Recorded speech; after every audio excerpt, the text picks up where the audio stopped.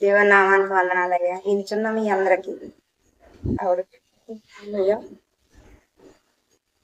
నేను చెప్తున్న సాక్ష్యం ఏంటంటే మీరు వినాలని నేను ఆశతో చెప్తున్నాను. విని సంతోషిస్తారని అనేక హృదయాలు మారాలని నా ఆసక్తి.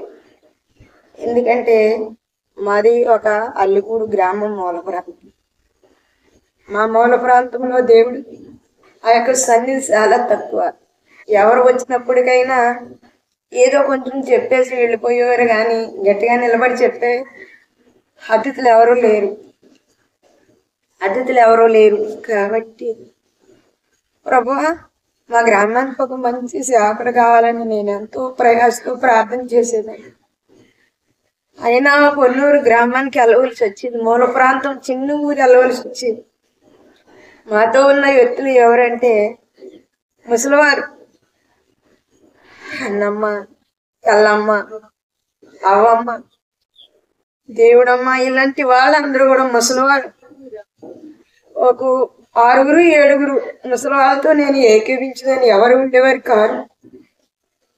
అయితే పాపం ఎండాకాలాన్ని దేవుడి సన్నిధికి వెళ్ళే టైంలో, ఆ గట్లు మంచి ఎండని వెళ్ళే టైంలో నడవలేక కాళ్ళకి తాటి రాబాలు తీసుకుని కట్టుకుని నడిచేవారు. అమ్మాయి ఎందుకు ఇలా కట్టుకుంటున్నారంటే, అమ్మ మాకు జోడు లేవు కదా అనేవారు. అయ్యో పాపం అనిపించి చాలా బాధ అనిపించింది. మా గ్రామానికి ఒక దేవుడు లాంటి దేవుడిని, ఒక మంచి దాసుని పంపు దేవుడా అని అడుగుతూ ఉండేదాన్ని. అలాగే ఉపవాస కొడుకులు వెళ్ళేవాళ్ళమి, అలాగే వచ్చేవాళ్ళమి. మాతో కలిపి యవన కుర్రవారు 5 ఉండేవారు. వాళ్ళు మరి చక్కగా సంతోషంగా పిల్లలు వెళ్ళిపోయేవాళ్ళు. ముసలివాళ్ళు మేము వెనకాల వెళ్ళేవాళ్ళు. వాళ్ళలోకి పొడిచిందని నేను ఒక్కదాన్ని. అయితే ప్రభు, ఈ గ్రామానికి మంచి దాసుడు కావాలని ఏడ్చిందని నేను ఎప్పుడు నా కుటుంబం కొరకు నేను ఏడలేదు. కానీ అయితే ఉపవాస కూడికలు 90లో వచ్చి మరలా ఆ ఉపవాస కూడికలకి నేను వెళ్ళకంతా నేనే ఒంటరిగా ఉండిపోయి ఇంటి దగ్గర మీరు వెళ్ళండమ్మా నేను రానని చెప్పి, ఒక కొట్టు గది ఉండేది నాకు, ఒక పెద్ద గది ఉండేది.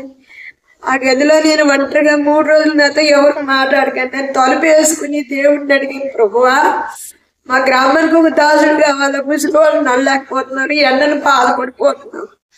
ప్రభువా మా గ్రామం ఎదగాలంటే, అనేక ఆత్మలు రచింపబడాలంటే మా గ్రామానికి ఒక మంచి దాసుడిని పుట్టుకురా తండ్రి. నేను ఎంతగానో ఆ కొట్టు గదిలోనే ఒంటరిగా దేవుడిని 3 దినాలు ఉపవాసం ఉంచాడు. నేను 90వ సంవత్సరంలో. మరి నేనే పనికిరాని ప్రార్థన విన్నాడో లేదో నాకు తెలియదు, కానీ దేవుడైతే మరి 91లోనో లేదు 92లోనో మాకు ఒక దాసుడు వచ్చే. ఆయన ఎటువంటి వారంటే ఉన్నతమైన వారే. అన్ని ఉండి కూడా నా తండ్రి గ్రామాన్ని విడిచిపెట్టుకొని వారి బిడ్డల్ని విడిచిపెట్టి మా గ్రామానికి వచ్చారు ఆ దాసుడు. ప్రభువా ఈ దాసుడు నన్ను మా గ్రామానికి నిలబెట్టు అని నేను ప్రభువుని అడిగేదాన్ని.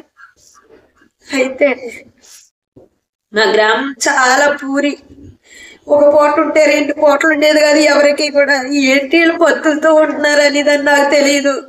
నా కుటుంబం అయితే చాలా ఉన్నతమైన కుటుంబం ఉన్నవాళ్ళు.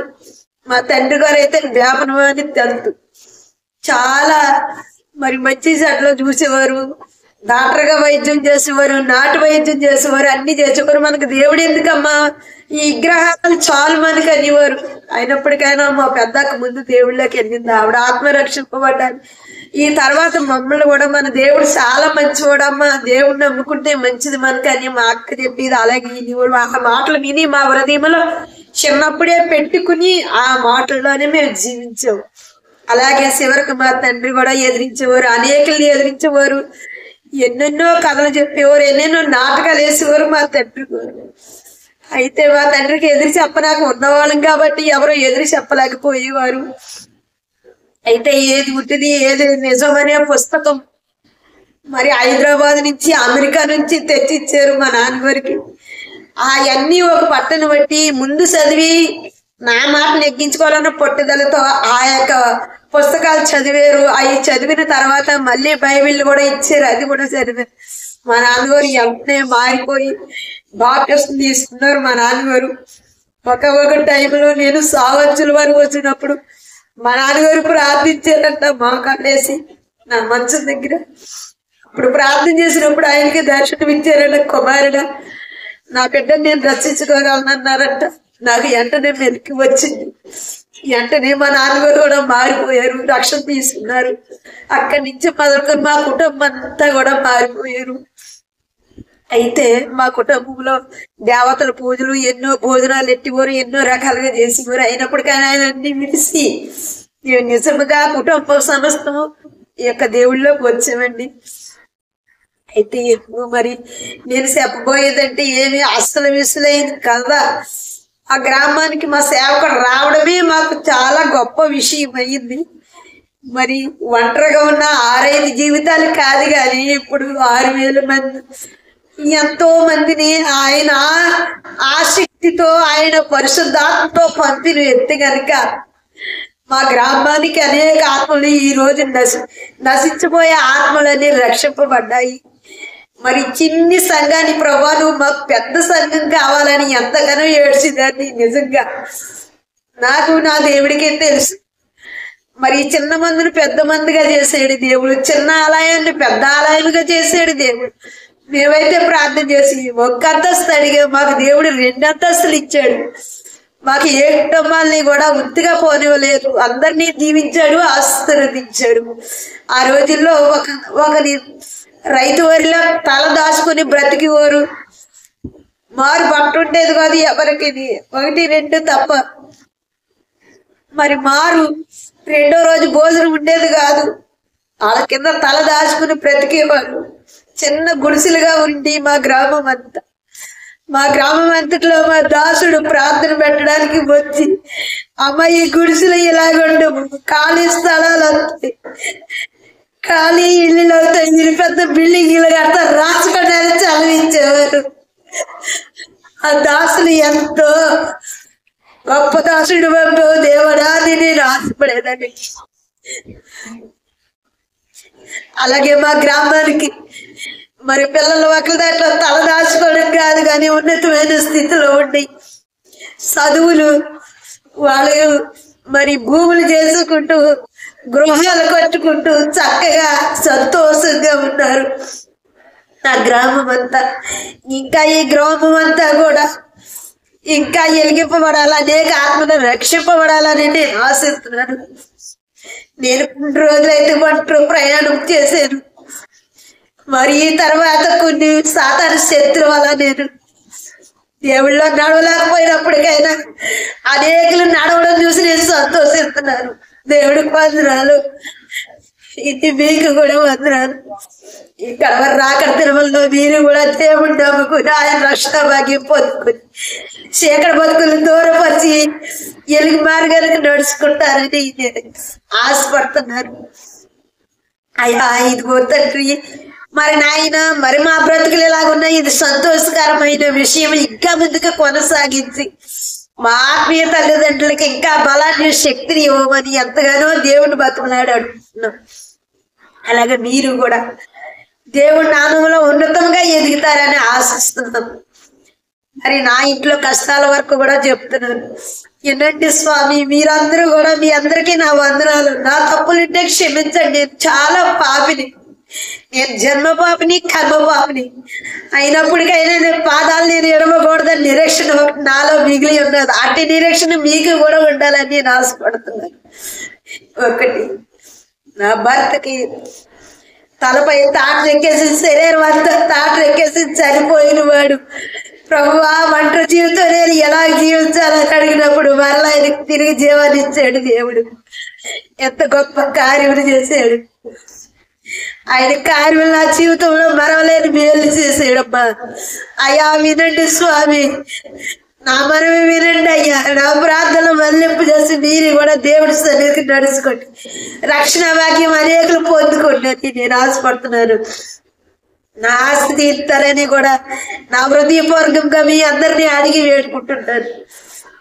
మరి నా కుటుంబంలో నా చిన్న బిడ్డకి ఇంకా వివాహం కాలేదు కానీ దేవుడు అంచెలంచెలుగా ఎత్తించాడు, ఎదిగించాడు. నా బిడ్డ హైదరాబాద్ లో ఉంది, అక్కడ ఉన్నతమైన యొక్క స్థానంలో అందరికట్లా హెచ్చులో ఉంది. నా బిడ్డకి మారు మనసు మంచి హృదయాన్ని ఇస్తారని నా బిడ్డ కూడా ఇంతవరకు దేవుడి సన్నిధిలోకి వెళుతూనే ఉంది.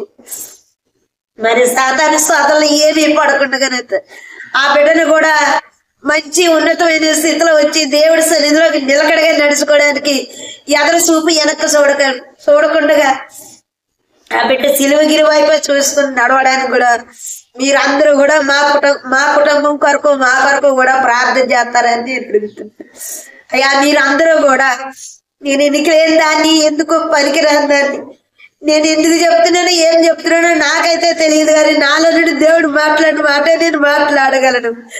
వీరిని మీకు మంచి అయినా సెట్ అయినా నా వల్ల ఒకటే మీకు సమాధానం, మీరు కూడా మారు మనసు పొందాలని, దేవుని రక్షణ పొందుకొని దేవుళ్ళో నడుచుకోవాలని నా ఆకాంక్ష.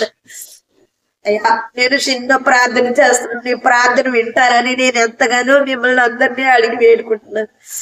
ప్రభువా పరిశుద్ధుడు ఆ పరమ తండ్రి, ఇదిగో అనేకమైన నా బిడ్డలందరూ కూడా నా మాట విని అయా నా మాట పాల్గొని ప్రభు నీ రక్షణ భాగ్యం ప్రతి బిడ్డ పొందుకుని నాయన నీ ఎలుగు మార్గంలో నడుచుకోవడానికి వారికి తగిన రీతిలో సహాయం చేయండి.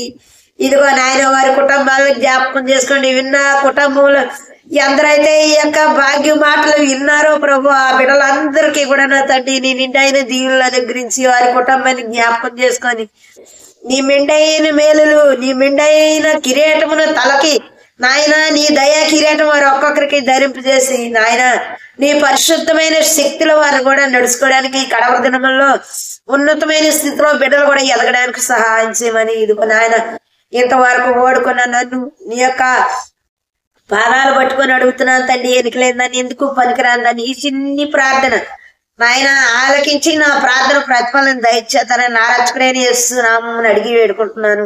మీ అందరికీ నా హృదయపూర్వక వందనాలు అయ్యా. స్వామి మీకు వందనాలు.